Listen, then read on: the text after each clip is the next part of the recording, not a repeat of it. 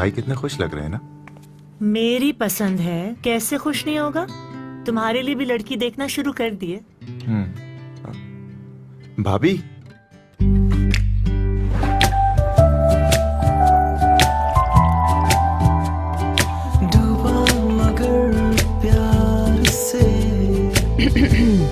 अर्ज किया है चाय और बिस्कुट की जोड़ी है कमाल। अम्मी हुजूर जान ले जैन के दिल का हाल। हाँ, अम्मी वो मेरी भी एक चॉइस है। नाम क्या है? अम्मी सारा।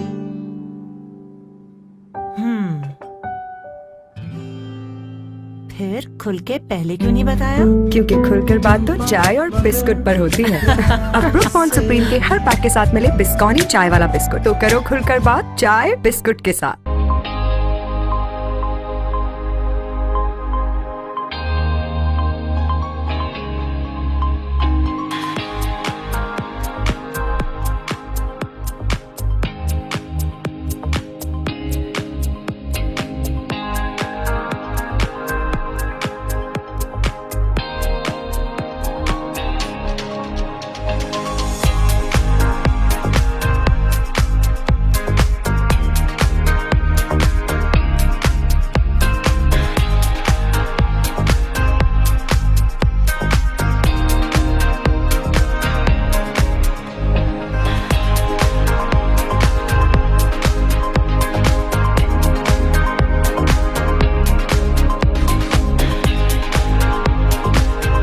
अवाम की राय के साथ मैं हूं आपका मेजबान डॉक्टर नवीद और आप इस वक्त देख रहे हैं जाग उर्दू न्यूज। आइए आपकी मुलाकात करवाते हैं अब्दुल्ला खान साहब के साथ, जो कि यहाँ पे केसी हैं। इनके पास 2 सब डिवीजन है, मैं आपको बताता जाऊँ, एक कोटवार और एक शालीमार। और इनसे मिलते हैं और सबसे पहले इनसे ये पूछते हैं कि इस वक्त जो प्राइस कंट्रोल के हवाले से और खास तौर पर तजाजाबाद के हवाले से CDSS को मिलकर ये सफाई वगैरह करवाते हैं, उस हवाले से और लॉ एंड जैसी कफियत से, इस बारे में ये क्या कहते हैं और इन्होंने यहाँ पे दोनों सब डिवीजन में क्या क्या खिदमात सर अंजाम दी है, इसके मुतालिक आइए आपकी मुलाकात करवाते हैं अब्दुल्ला खान साहब से। अस्सलाम वालेकुम सर। सर कैसे हैं सर? बिल्कुल ठीक ठाक सर।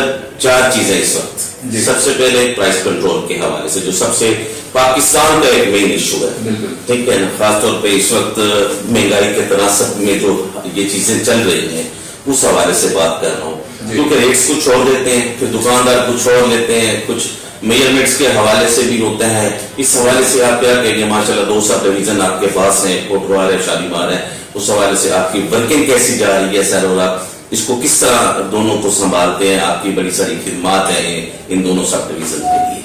देखिए, आपने बिल्कुल सही कहा कि जो प्राइस कंट्रोल के हवाले से आजकल जो मुल्क में हालात हैं वो बाकी काफ़ी जो महंगाई वगैरह की सूरत हाल है, तो उसमें देखिए हमारी तरफ से ये होता है, हम उसमें जो कर सकते हैं और जो हम करते हैं, हमारे DC रेट्स हैं जो नोटिफाई होते हैं, ठीक है, तो उसमें हम चीनी के जो एसेंशियल हमारी कमोडिटीज़ हैं उन एसेंशियल कमोडिटीज़ को हम नोटिफाई करते हैं कि चीनी का ये रेट है, आटे का ये रेट है, उसके बाद सब्जियों का ये रेट है, दालों का ये रेट है, ये सारा कुछ हम मंथली बेसिस पे, जो सब्जियों वगैरह का रेट है वो तो डेली बेसिस पे नोटिफाई होता है, जो दालें वगैरह हैं ये मंथली बेसिस पे नोटिफाई होती हैं। ये यूटिलिटी स्टोर की बात कर रहे हैं? यूटिलिटी स्टोर नहीं, जो आपकी किराने की दुकानें होती हैं जिसमें बड़े स्टोर भी होते हैं सारे, ठीक है, उसमें जो एसेंशियल मार्ट्स वगैरह होते हैं। लेकिन बेसिकली मैंने देखा है कि सर के मार्ट्स में रेट्स जो है ना वो अपनी मर्जी से लगाए जाते हैं। अच्छा, मैं आपको ये बताऊं कि ये अगर आप खुद भी एक्सपीरियंस करके देखें, हमारा जो एक्सपीरियंस है, मेरा अपना साथी एक्सपीरियंस है कि आप जब बड़ी दुकान में जाते हैं ना, या जब हम जाते हैं तो वहाँ पे हमें रेट बेहतर मिलते हैं, या शायद उनकी बाइंग पावर ज़्यादा होती है, ठीक है, वो होलसेल में उठाते हैं, इस वजह से उनके रेट हमेशा ठीक होते हैं। ज़्यादा मसला आता है तो करियाने वगैरह की दुकान में, करियाने वगैरह की दुकान में वो ज़्यादा सी बात है, लिमिटेड क्वांटिटी में सामान उठाते हैं, इस वजह से वो महंगा पड़ता है। तो जो करियाने की दुकानें हैं उसमें ये मसला ज़्यादा होता है। आप किसी भी बड़े मार्ट में चले जाए, वहाँ पे आपको रेटलेस भी डिस्प्ले हुई मिलेगी। अच्छा, अगर वहाँ पे जो अच्छी क्वालिटी का सामान है तो वो अलहदा बेचते हैं, वहाँ पे हमने ये इंश्योर किया कि वहाँ पे DC काउंटर होगा और उस पर वो उसी वो जो अच्छी क्वालिटी है वही वहाँ पे रखेंगे, ठीक है, और उसको वो हमारे रेट के ऊपर जो सरकारी रेट है उसके ऊपर वो बेचेंगे।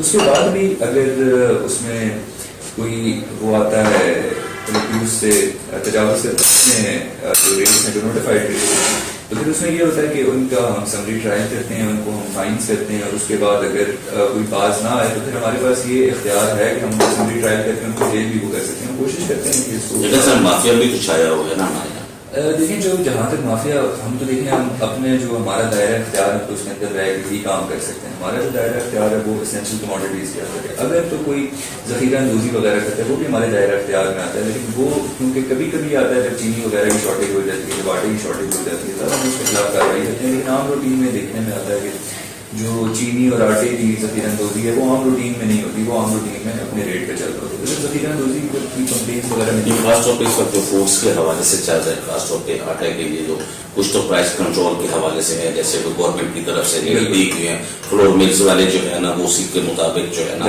دیتے ہیں, لیکن کچھ دکاندار جو ہیں خاص طور پہ وہ نہیں اس پہ عمل درآمد کرتے, اور خاص طور پہ جہاں پہ آپ کی اپروچ بھی نہیں ہوتی, جیسے محلے کی دکانداریں ہوتی ہیں وہ اپنی مرضی سے ریٹ دیتے ہیں. اس میں جو ہے نا غریب آدمی کیونکہ محلوں میں ہی رہتا ہے, آپ کو پتا ہے کہ غریب آدمی کوٹھیوں میں تو نہیں رہتا, بنگلوں میں نہیں رہتا, تو ان کے لیے یہ بہت ساری سر مشکلات کا شکار ہو جاتے ہیں. یہ بات بالکل ٹھیک ہے. دیکھیں ہم پھر بھی چاہتے ہیں, ہماری کوشش یہی ہوتی ہے کہ ہم اپنے جو سب ڈویژنس ہیں اس میں کوئی بھی ایریا ایسا نہ ہو کہ جس کو ہم ٹچ نہ کریں. ٹھیک ہے, ہم اپنا ڈیوائڈ کر کے کہ آج ادھر جانا ہے, آج یہاں جانا ہے, آج وہاں جانا ہے, تو ہم اس کو ڈیوائڈ کر کے ہم ساری دکانوں کو وزٹ کرتے ہیں. اور اس میں یہی ہوتا ہے کہ جو سرکاری آٹا ہے تو وہ چونکہ لمیٹڈ ہوتا ہے, وہ اس کی سپلائی ان لمیٹڈ نہیں ہے.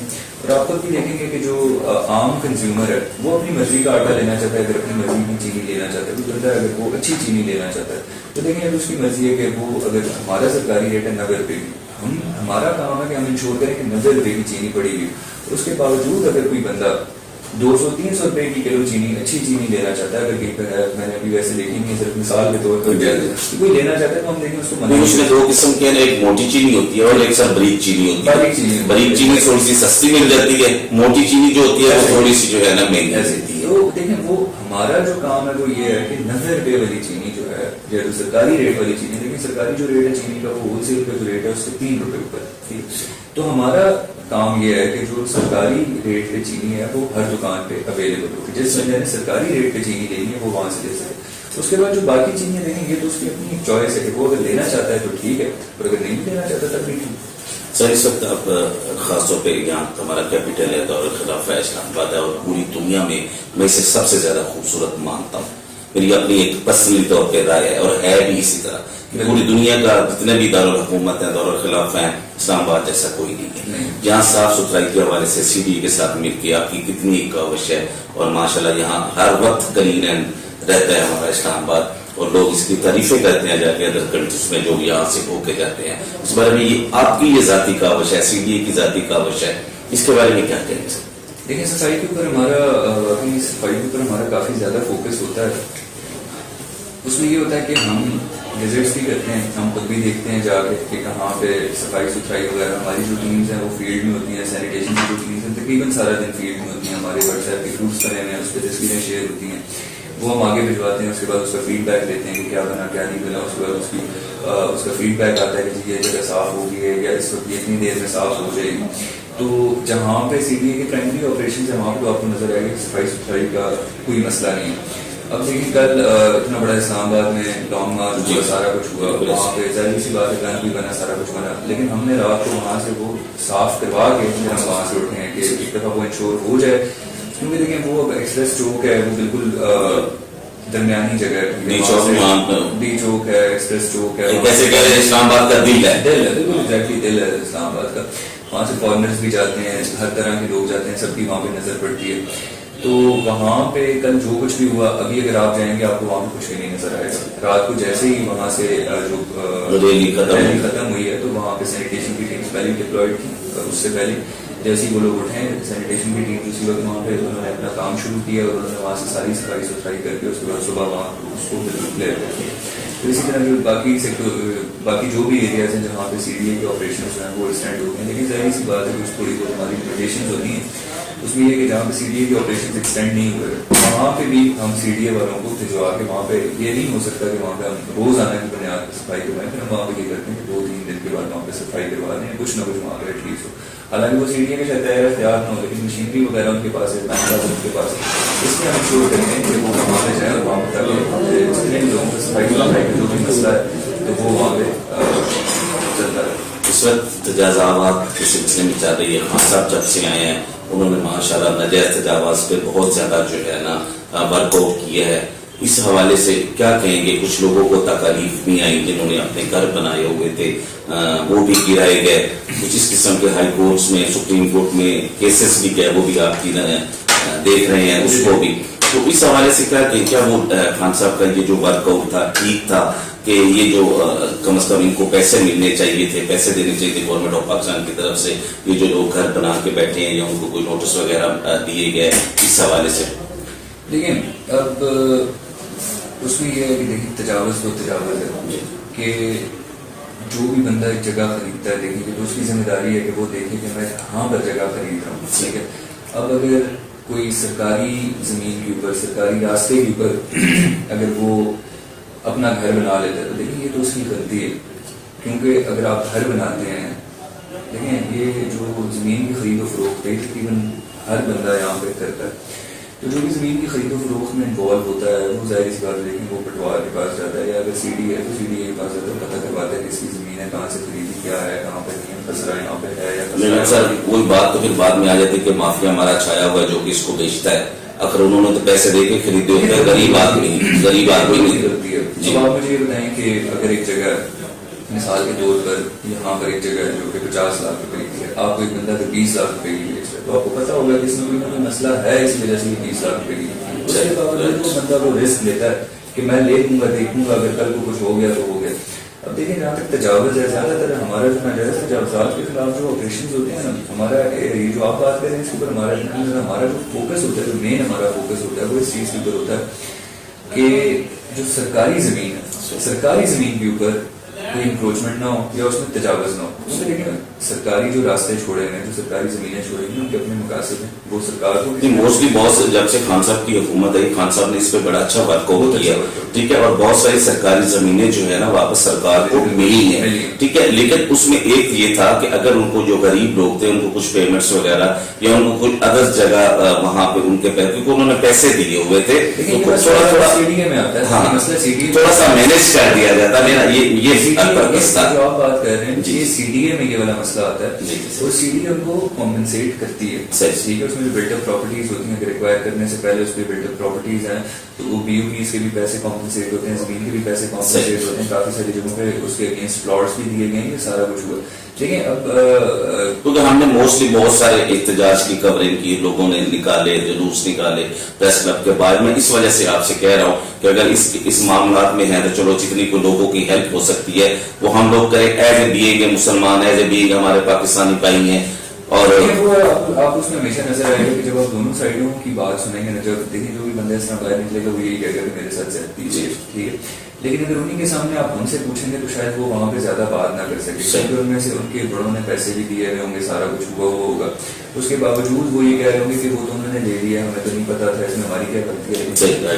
حکومت کی جو ذمہ داری تھی وہ تو پوری ہو گئی کہ اس کے جو ایک چیز دیکھیں، ایک چیز کے جس طرح اگر آپ سے کوئی جرم ہو گیا تو اس ایک جرم کے لیے آپ کو 2 دفعہ مقدمہ نہیں ہو سکتا، یہ ایک متفقہ اصول ہے قانون کا، ٹھیک ہے. اسی طرح آپ ایک جگہ اس کے اگر ایک دفعہ پیسے دیے جا سکتے ہیں تو اسے دوبارہ پیسے نہیں دیے جا سکتے، کیونکہ اس طرح دیکھیں اس سے بڑا غلط پریسیڈنٹ سیٹ ہوتا ہے. اور اس طرح لیکن حکومت کے پاس لمیٹڈ ریسورسز ہوتے ہیں، لمیٹڈ ریسورسز نہیں ہوتے ہیں، ہمیں بڑے لمیٹڈ ریسورسز کے اندر اپنا سارا کام کرنا ہوتا ہے.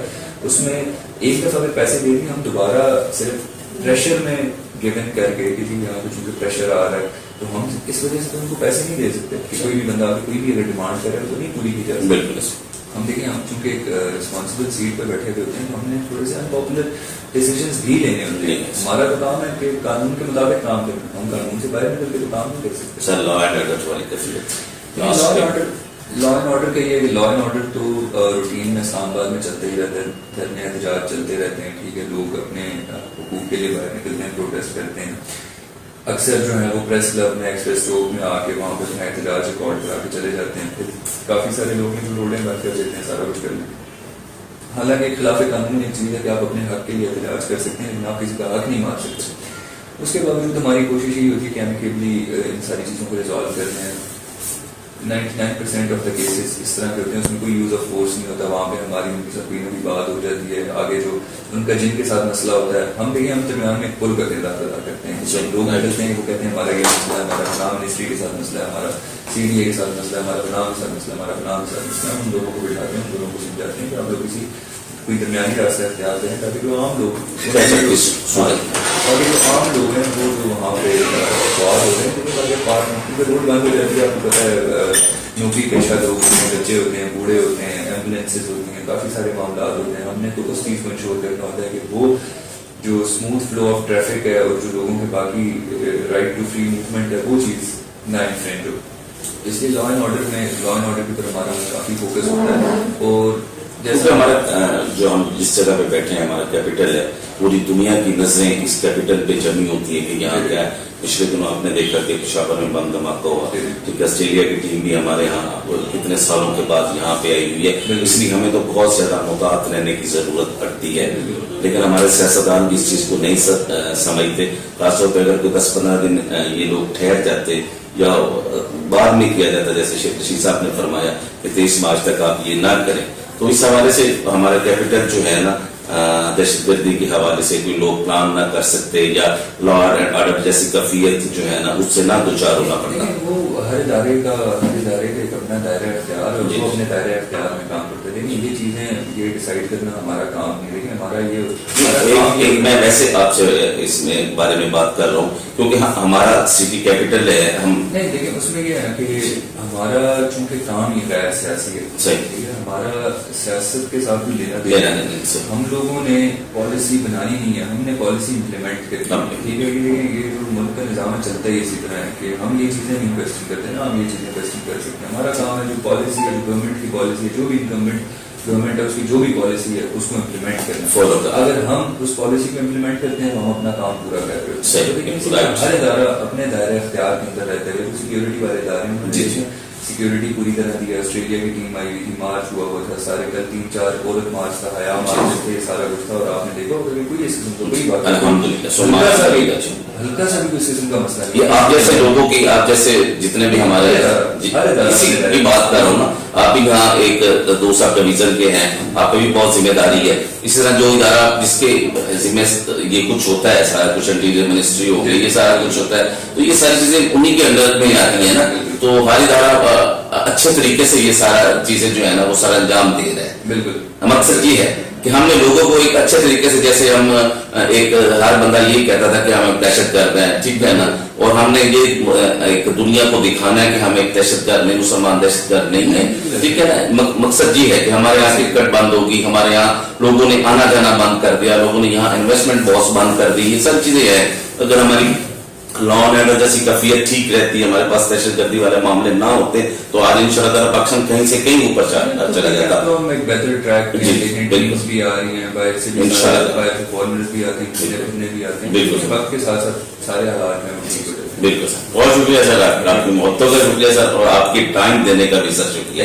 ٹھیک ہے, یہ تھے عبداللہ خان ایس سے, جو کہ کوٹوال اور شالیمار سب ڈویژن کے ہیں. بڑے اچھے خیالات کا اظہار کیا. اس کے بعد میرے پاس کوئی بات بچتی نہیں جو کہ میں کہوں, اور ان کی خدمات یہاں پہ جو دونوں سب ڈویژن کے لیے بہت اچھی ہیں, اور بہت اپنی کامیابی کے ساتھ یہ دونوں ڈویژنوں کی جو ہے نا خدمت کر رہے ہیں, لوگوں کی خدمت کر رہے ہیں. اور خاص طور پہ یہ جس سیٹ پہ بیٹھے ہیں عوام کی خدمت کرنا ان کا فرض بنتا ہے. اور ان شاء اللہ تعالیٰ جب تک یہ یہاں پہ سیٹ پہ ہیں, کوئی بھی حکم کام ہو تو یہاں ان کے دفتر میں آپ